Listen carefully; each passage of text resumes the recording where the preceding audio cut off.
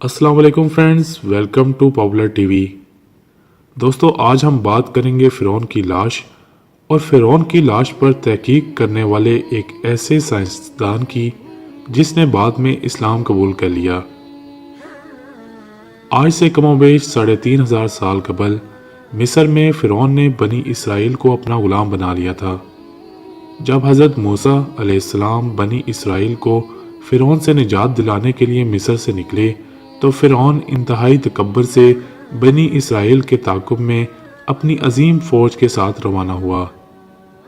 लेकिन जब वो उनके करीब पहुंचा तो अल्लाह के हुक्म से आसमानी आग ने उसका रास्ता रोक लिया।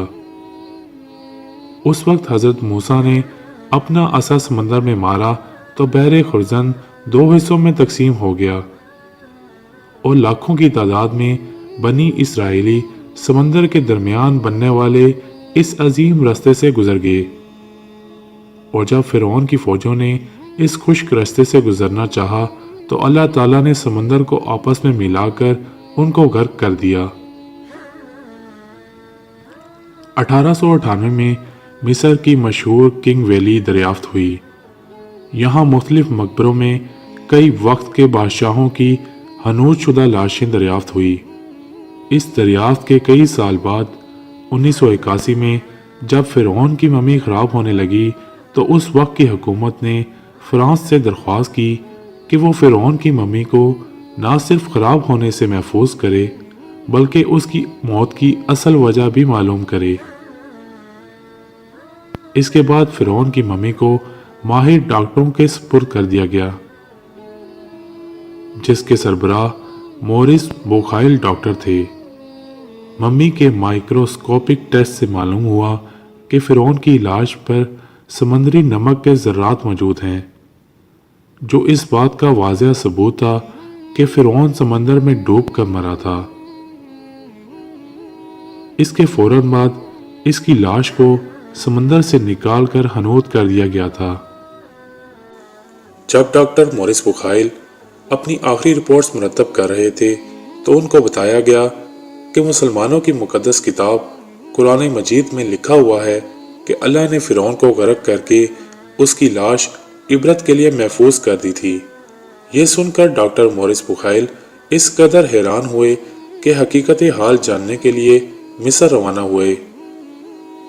मिस्र में मुसलमान साइंसदान ने फ़िरौन की मौत के हवाले से कुरान की दर्जा झेल आयात उसको पढ़कर सुनाई और हमने बनी इसराइल को समंदर पार कर दिया तो फ़िरौन और उसके लश्कर ने सरकशी और ताद्दी से उनका ताक़ुब किया, यहाँ तक कि जब वह समंदर में डूबने लगा तो कहने लगा, मैं खुदा पर ईमान लाता हूँ जिस पर बनी इसराइल ईमान लाए हैं।